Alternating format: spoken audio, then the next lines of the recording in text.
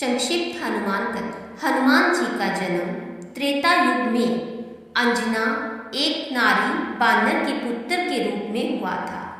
अंजना असल में पुंजिक स्थला नाम की एक अप्सरा थी, मगर एक शाप के कारण उन्हें नारी बानर के रूप में धरती पे जन्म लेना पड़ा।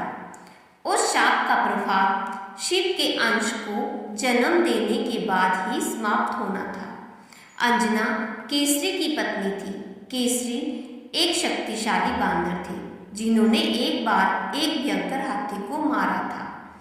उस हाथी ने कई बार असहाय साधु संतों को विभिन्न प्रकार से कष्ट पहुंचाया था।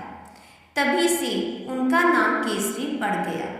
केसरी का अर्थ होता है सिंह। उन्हें कुंजर, सुदान, हाथी को मारने वाला के नाम से भी जाना जाता है। संक्षिप्त हनुमान कथा। केसरी के संग में अंजना ने भगवान शिव की बहुत कठोर तपस्या की, जिसके फलस्वरूप अंजना ने हनुमान शिव के अंश को जन्म दिया। जिस समय अंजना शिव की आराधना कर रही थी, उसी समय अयोध्या नरेश दशरथ पुत्र प्राप्ति के लिए पुत्र कामना यज्ञ करवा रहे थे। फलस्वरूप उन्हें एक दिव्य फल प्राप्त हुआ, जिसे उनकी रानियों ने बराबर हिस्सों में बांटकर ग्रहण किया। इसी के फलस्वरूप उन्हें राम, लक्ष्मण, भरत और शत्रुघ्न पुत्र रूप में प्राप्त हुए।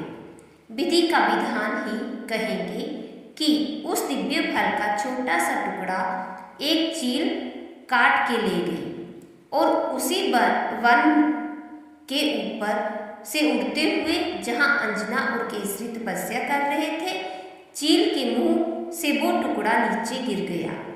उस टुकड़े को पवन देव ने अपने प्रभाव से याचक बनी हुई अंजना के हाथों में गिरा दिया।